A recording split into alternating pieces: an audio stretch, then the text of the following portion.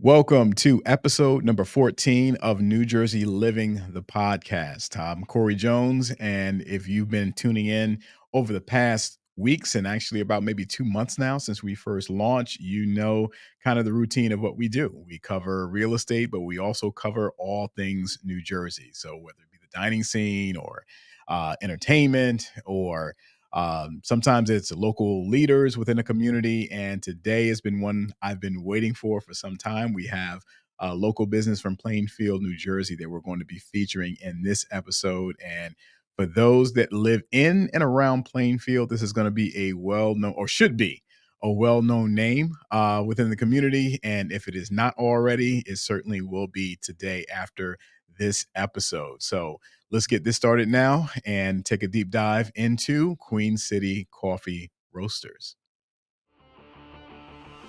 Welcome to New Jersey Living, the podcast, where we explore all things New Jersey real estate. I'm your host, Corey Jones, a real estate agent with Coldwell Banker and team leader of the New Jersey Living Group. We're a team of experienced agents who specialize in residential sales in several counties ranging from Bergen County in northern New Jersey to Ocean County down the shore. On this podcast, we will talk to real estate experts, local business owners, community leaders, and town officials to get the inside scoop various towns in New Jersey. We'll discuss everything from the latest market trends to featured local attractions with dining, recreation, and entertainment. Whether you're a current resident, a prospective buyer, or just curious about New Jersey real estate, we have something for you. So sit back, relax, and join us for a conversation about all things New Jersey living. So welcome again to New Jersey Living, the podcast. As I mentioned in my opening, we have a special guest with us today, founder and owner of Queen City Coffee Roasters in Plainfield, New Jersey. This is Mahar Janadri, and I want to just, thank you for your time, because I know you're a busy guy. You're a business owner. I know you're on the go a lot, and want to appreciate you just taking a few moments to introduce yourself and talk to our audience. Thank you so much, Corey. The pleasure is all mine, man. And any opportunity I get a chance to spread the gospel on coffee, I'll take it. So Absolutely. it's So my name is Maher Janadri. I'm a coffee roaster and coffee shop owner. My wife and I, Monica, we started Queen City, man, almost a little over 4 years ago now, almost 4.5 years ago, as a passion project that something for the two of us to work together on and contribute to our community in Plainfield. And we'll kind of get into this probably the later part of the story, but there were a lot of sort of uphill battles, a lot of challenges in terms of like starting up. And but ultimately, long story short, the community really embraced us. The company's really grown, and it's been an amazing journey the last couple of years. I'm excited to share it with you guys. Absolutely. I appreciate the timeline as well, because as I mentioned in probably more so my YouTube episodes than my podcast, I myself am a resident of Plainfield, and where I live, it leads directly into downtown, right? So we go from residential right into downtown. So my wife, who is a coffee lover, she's the coffee connoisseur of our home. She will, in the summertime particularly, take a walk down just to be able to obviously give patronage to the shop and also enjoy a good cup of coffee. So I had a feeling it was about 5 years, but I wasn't 100% sure. So I appreciate the timeline. So give us a little bit of a background as to what was the nexus. Well, how did this birth into reality for you guys? Yeah, absolutely. But maybe before I jump in there, I really like something that you said about how you just kind of like, where your residential just kind of like flows right into the downtown. I think, and it's sort of part of that Nexus story, I think that's one of the best parts about Plainfield. Plainfield has a beautiful downtown. It's built to be a city. It's like block after block after block, incredible sidewalks. I grew up in a very rural town when I was a kid, and so you have to drive everywhere. So it's really awesome to have that city vibe, but still just within walking distance, you still can have that, sort of that suburban, even in some parts of Plainfield, country feel, believe it or not. Yeah. That's one of the beautiful things about Plainfield. And for those who aren't familiar with Plainfield, it's definitely worth a trip. There's a lot to see. There's a lot of diversity in Plainfield, and I highly encourage everyone to stop in and check out our beautiful city. So let me give you a little bit of backstory into Queen City. So about 10 years ago, I remember I started my entrepreneurial journey. I remember I had left a corporate job. I was a very comfortable job in consulting, and I realized that I really wanted to, you know, I sort of explore and try my hand in the entrepreneurial world. And when you're building startups, your main offices are coffee shops, Yeah. and so you Yeah. can't really afford real estate or like office space at the time. And so I was living in New York, sort of right after college, working in the city, and I fell in love with the hustle and bustle of the city. I fell in love with sort of building and working out of coffee shops. It was a nice change of pace than working out of your apartment where you're very lonely. You're kind of like on a solo journey building a company. And so the coffee shop environment really helped me feel like I was part of something.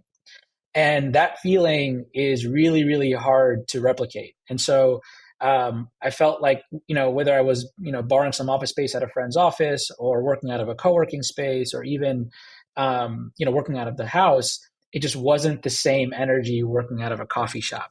And so I had that was sort of like a core part of the core memory, so to speak, of the origin story. And over the years, I sort of got introduced. I started exploring different specialty coffee shops in the in New York area, and I realized like how diverse and how deep coffee culture is. Mm. And in my early 20s, I did a lot of traveling, traveled around the world.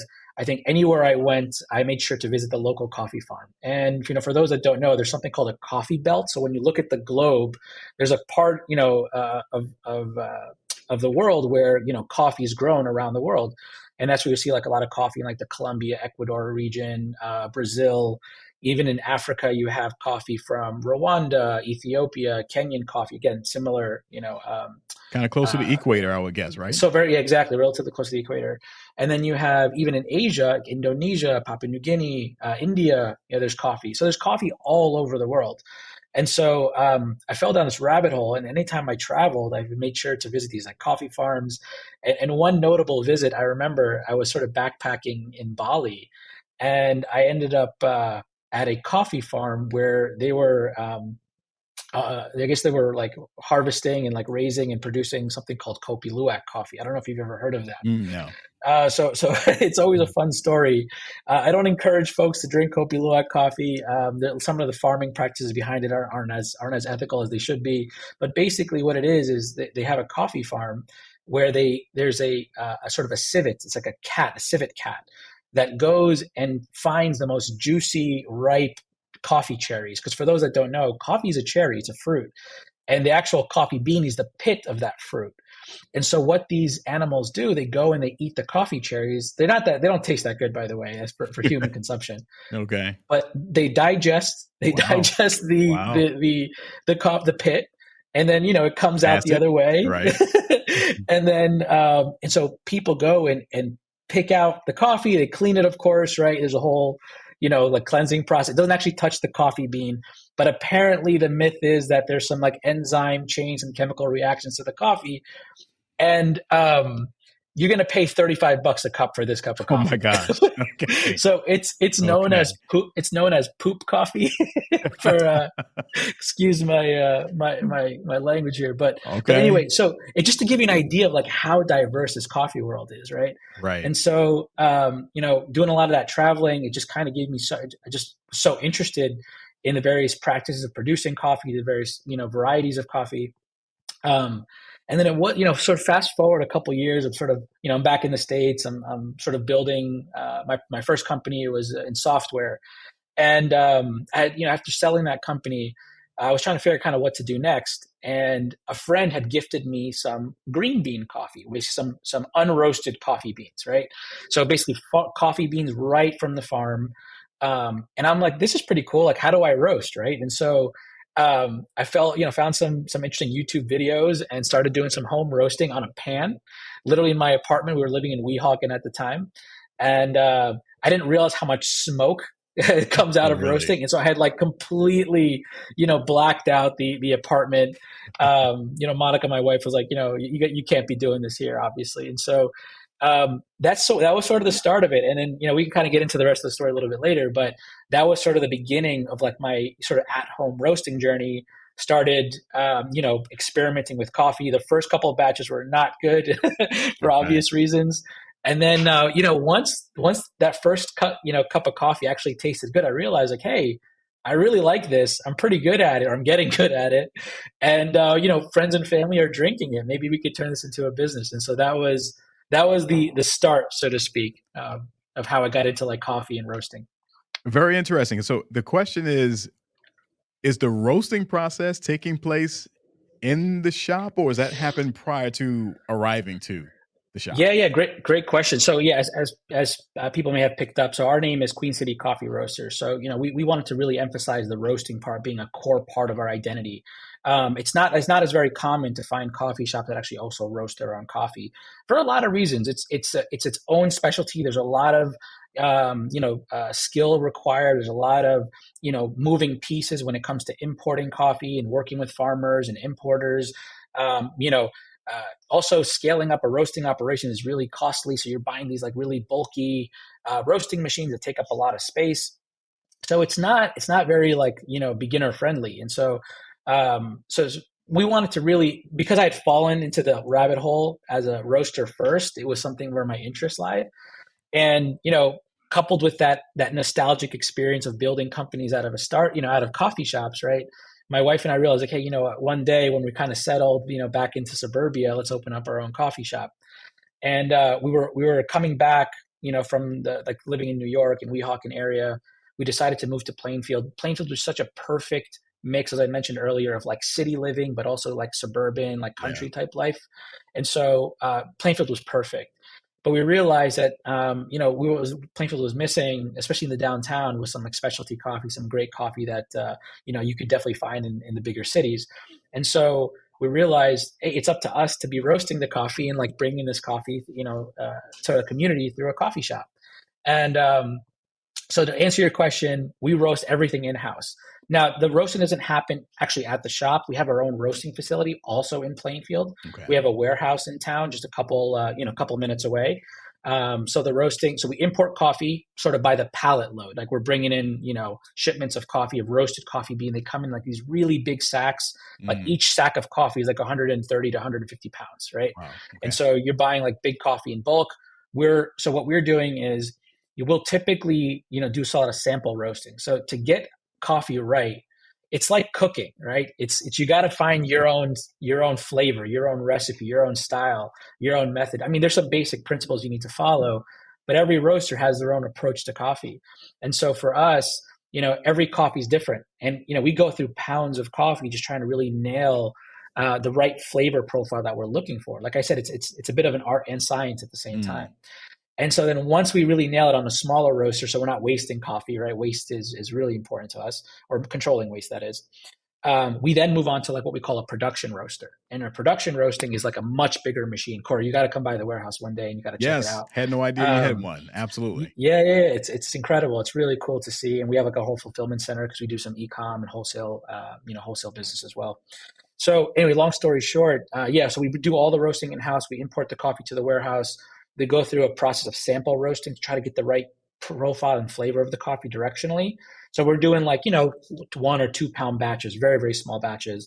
And then once we kind of nail the direction of the coffee, the flavor we want to take it, we move it to the production roaster, and we're doing 20 to 30 pounds a batch of coffee. Each batch of coffee takes about 15 to 20 minutes to roast and cool down. And so yeah, there's a process, and we typically roast 1 to 2 days a week on a weekly basis. So you're always getting the freshest coffee possible. It's always advised after roasting to let the coffee sort of settle for a little bit and degas. It's going through a huge chemical process from green bean to roasted bean, where it's you're sort of like cooking the sugars and inside the coffee, and it needs time to kind of degas and when we say degas, there's a lot of like carbon dioxide buildup, right? And so you want it to sort of air out, so to speak, and otherwise it'll kind of make the coffee it'll skew the taste of the coffee at the end of the day. Got it. And is any of that product like sent out retail, or is it pretty much just goes to the shop exclusively? Yeah, good question. So yeah, we retail as in we do have our own website. So Okay. we sell coffee bags, not just coffee, no, not just coffee to the coffee shop in in cup form, right, in drink form. We also retail to other coffee businesses, restaurants, in the area. We've also partnered with a lot of the e-commerce players that sell coffee online, subscription plans, that kind of thing. And so, yeah, Mm. we have like a growing business outside of just the coffee shop where we're selling coffee and distributing coffee nationwide online. And for those who are viewing on YouTube, stick around. We're going to flash the website at the end of the episode. And just in general, just a quick plug, definitely click like, subscribe, notification bell, because content like this is very valuable for anyone in New Jersey. This is a Garden State related podcast, as we're covering all the bases, not just real estate. But thinking about the different flavors and just pallets of coffee, I'm sure you guys have at your disposal.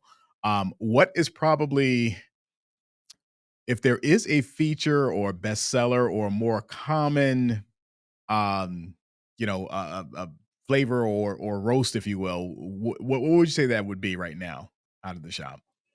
Yeah, yeah. I mean, like I said, so coffee is very wide, right? Mm. In terms of flavor profile, I'll give you guys an idea of what I mean.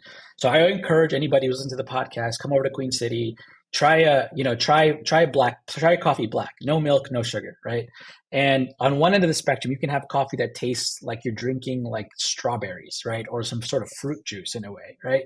It has these like flavor notes, very very fruity flavor notes. And I had no idea when I first started my coffee journey that coffee could taste like juice. On the other end, and by the way, those are really fun coffees. I highly encourage. They're great treats. And by the way, this is all like natural, right? There's no added sugars or flavors or anything. This is the natural flavor of the coffee and like the way we roast it, the way it's hard, the way it's produced. On the other end, you have sort of the more chocolatey style flavors. So, one thing you won't find at Queen City is like burnt tasting coffee, right? And so for us, it's really important to find that balance. And so for me, where I think I'm finding my sweet spot and where I think most people are really enjoying the flavor category is in like those chocolatey coffees. So it's very, you still get that natural sweetness that comes with these types of coffees. When you're drinking, it feels like you're drinking like a milk chocolate bar. Like it's absolutely delicious. And so I think that's where I'm at right now in terms What of roast would that be? Because my I'll try that. I'm yeah, not a yeah. coffee drinker. My wife didn't even get into coffee until probably her mid-20s, maybe, right? But So then so she when you began come in, real, yeah, specific on what she yeah. likes, right? So what am I asking for? So when you come in, ask for a Brazil Cerrado, either a pour over on drip. And the difference is a pour over is sort of a coffee we make to order, right? It's sort of a slow pour. We have, it's sort of like it's brewed right in front of you. On the flip side, we have a drip machine, right? Sort of like your traditional, filtered coffee, Mm. sort of like produced in bulk, so to speak, for like folks who need to go in and out, right? Speed is important for folks in the morning. Just want to get their coffee on the way to work, and so yeah, either ask for the Brazil, either on drip or as a pour over, and I think again that's where my taste buds are taking me Okay. these days. And by the way, next year I'll probably give you a different answer. It's a journey, man, and that's what's so cool for folks who are just kind of getting introduced to coffee. Coffee's not just your Dunkin' Donuts, Starbucks experience where it's just loaded with a bunch of preservatives and sugars and that mask the actual Yeah. coffee. Actually, with a lot of these bigger players, in order to get that consistency that you'll taste at a Starbucks, in New York or Starbucks in LA, is they're over roasting the coffee. So you get a lot of that burnt taste that we can like completely sidestep because we're a specialty roaster. So it's a completely different category of coffee, being in the specialty roasting, specialty coffee industry where we are, and just more commodity coffee where you would find like the Starbuckses and the Dunkin' Donuts of the world. Got it. So and I'm asking for this, a Brazilian, right? Is that right? Brazil. That's Okay. right, the Brazil. Yep. Mhm. Okay. All right. We'll certainly ask. All right. So the shop gets Awesome. up and rolling 5 years ago. Now, what I can say that is unique for your business downtown is that there is such an eclectic scene there because you have people coming in from other towns. You have younger, you have older. I mean, you'll see a blend. It's a beautiful mosaic of faces and age People. groups and everything, right? That come into the shop, which I love. So and I also love the interior aesthetic. So we're gonna flash up just as we're talking through this, some of the interior photos of the shop that I have, and others, some other footage I have. Just speak to me what you wanted design wise. I know you had referenced how you had a certain thing in mind. Sound like you had a vision, right? And what were you Certainly. targeting for the interior look of the shop? Yeah, yeah. So it's probably a good segue to kind of like, talk about sort of the origins of the shop itself and not just like my coffee journey. I remember when we moved to Plainfield, we really wanted to like come in with a different take on sort of a retail coffee shop in the area. And so for us, we wanted to bring a lot of like what we experience in like sort of the Brooklyn, Manhattan, New York, Jersey City, Hoboken area, and bring that like, Brooklyn coffee shop vibe to Plainfield. And what's funny is that we weren't bringing anything new. When you sort of peel back a little bit of the layers in Plainfield, you realize that Plainfield is a very historic town. It's the architecture is already there. The beauty and the bones of Plainfield is Yes. gorgeous. Yeah. That where the coffee shop is, that we're in a building that's 110 years old, and all we had to do was just like peel back the plaster, Right. peel back, sort of the old paint, and then what you discover underneath is just like a beautiful 100-year-old architecture that's still standing, right? And so Right. like the floors, were all original. The ceilings were original at the time. We couldn't restore all of it, unfortunately, but some stuff were damaged. But generally, we tried to do our best to kind of adhere to the original beauty of what was already there. And so, I got to credit my wife Monica for a lot of the aesthetics, sort of the design. We did it all ourselves. When you're first starting out a business, you're a little bit more cost conscious, right? And so Yeah. it was important that we, in many cases, we had some family members help out with building out some furniture pieces as well. So like our bar was built out by my dad. We sort of Facebook Marketplace this piece of furniture, or it was just like Yeah. a sort of an amalgamation. But in the end, the orchestra came together, and it was a beautiful, beautiful symphony of space. And so, so that's a little bit about the space. Like I said, Plainfield is gorgeous. There's so much beautiful history and architecture there that I think people just need to just kind of help, sort of like polish up a little bit, so to speak, right? Right. And so, speaking to that, that's sort of the vision we had for Plainfield in general was that, hey, you know what, this feels like it was like a town that's always talked about in terms of its potential, but instead of waiting around for someone to come in and quote unquote change Plainfield or improve Plainfield or help elevate it or fulfill its potential, it's like, hey, why are we waiting around? Let's do it ourselves, Yes. right? Let's Right. let's sort of like help. Let's help and like show a different way in other businesses can sort of model themselves around Queen City and still be successful and still be profitable as a business. And so our hope is that from a business standpoint, that people can see that a business like ours can succeed in Plainfield and do really well in Plainfield and mesh well with the local community and the outside community that from people outside of Plainfield. And so, like you mentioned on the diversity, it really is, man. If you come in and spend a Saturday, in Plainfield, there's people from every walk of life there, Yeah. and it's actually really, really cool, and it's something I'm really proud of. And it sort of touches on sort of like how we see our role in the community today. And we touched on the word community earlier. I think every coffee shop has a responsibility. I think every business has a responsibility when they're opening up a space and providing service and value in a local community is to be part of that community. And so being part of it isn't just paying lip service, and just hosting a couple of events. No, it's getting to know the folks who are doing actual work in the community. It's getting to know folks who are, running programs or need support, need resources, need a space, to help facilitate, after school programs or arts programs. One thing we do a lot in at Queen City is we host local artists. So we have like a sort of an art wall where we do our best to try to source local art from the area to just showcase artists. And so, I mean, what better place than a coffee shop where you're getting hundreds of people a week taking a look at your art. We actually help artists sell their art in the thousands of dollars. Nice. By the way, we Nice. take no commission here. Okay. The whole idea is to help sort of like spread and support the community in any way we can. We do open mics. There's a lot of incredible talent, by the way, in Plainfield, our artistic talent, and not only in terms of art, but also in music.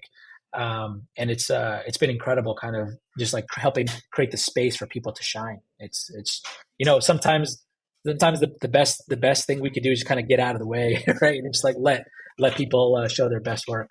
Absolutely. And the location in downtown, I think is it couldn't be better because you're beside almost City Hall. The police headquarters is across the street, and the train station is around the corner, right? Like literally Literally a block a away. block away. So if you're someone who's on that, Raritan line, and you have heard about Queen City Roasters, if you get off of the train, you're probably a 5-minute walk around the corner to get to the shop, right? So it's definitely worth a stop if you find yourself up and down that line, or you're a few stops away, and just come on that train.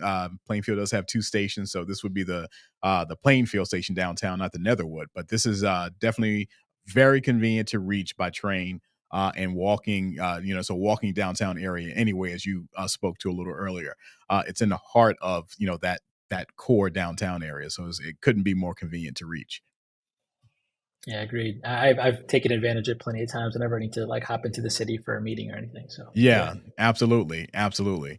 Well, just before we wrap up, just want to get any updates coming. I know you all have just finished off another space. I utilized that for my team and a couple business partners this past weekend with an event, but I know you're expanding. And my wife's question has always been, all right, when are they going to like expand? And I want to sit down and, have more of a, not dining like fine dining, but, a dining experience, which I know it's still coffee shops. It's mostly pastry, but Monica, who helped out with us setting up and everything, was answering some of those questions. But give us an idea of what we can look for moving forward, because I know we have this new space. I don't know if y'all have any immediate plan for it, but just kind of let us know where this story is going. Yeah, thanks for the opportunity. So, I mean, first and foremost, what you can expect from Queen City is, continue to have like great coffee and great service. I think if you guys check out our reviews, people not only comment on how awesome and tasty the coffee is, but how great our staff is. And so I really want to make sure like I plug our staff, our managers. They've done an incredible job of creating a beautiful and like comfortable environment for our customers. And so you can't have a great coffee shop without great customer service. And so this is, a big hat tip to them. And so, you'll continue to see more of that on our side. On the sort of back office side of things, just so folks know, like we do offer wholesale services. If you own a restaurant or a coffee shop, or you need coffee for your business, we also offer wholesale rates for for those types of services and businesses as well. And we have our e-commerce store, as we mentioned earlier. We also do a lot of caterings, guys. We have an awesome coffee cart. So if you need like birthdays, weddings, that kind of thing, we have a really elegant coffee cart. We come in and we serve incredible coffee with full on like, espresso lattes and latte art. Um, and so yeah, it's sort of, what you can expect moving forward, and, continued great service and coffee from us. But now in terms of the space, yeah, so as Corey, you mentioned, our neighbor next door recently moved out. We sort of cleaned things up. We redid the floor, did some painting. Right now, it's currently event space.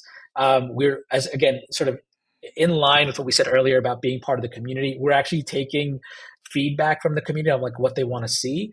And so there's a questionnaire survey you could fill out of like what you'd love to see. Some folks have asked for, sort of a restaurant. Other folks have asked for more seating.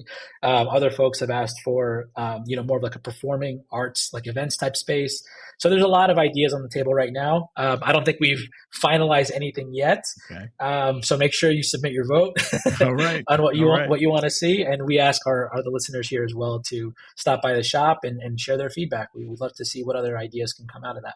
Absolutely. Absolutely. I will pass that word to my wife. She is very interested in, I'm sure, putting her feedback in, because she is a regular. All right. Yeah, that's what it's about, right? It's about building with your community. I mean, like serving the needs of the community. And so let's build right alongside each other. Absolutely. Sounds great.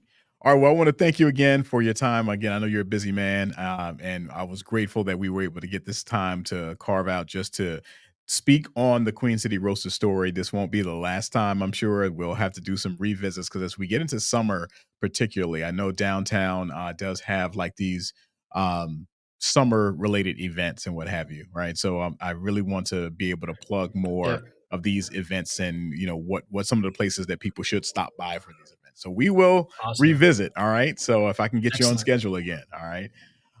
So Mario, thank you again. I want to appreciate everyone who is listening in today, and be sure again, click like, subscribe, notification bell. We're flashing up the Queen City Roasters, both their Instagram account as well as website. So if you're on YouTube, you'll be able to spot that there. And if you are ever in the Queen City, it is absolutely a must stop by. You have to stop by this location. It's one of the feature spots downtown. So thanks again for joining. Stay safe and stay tuned to New Jersey Living.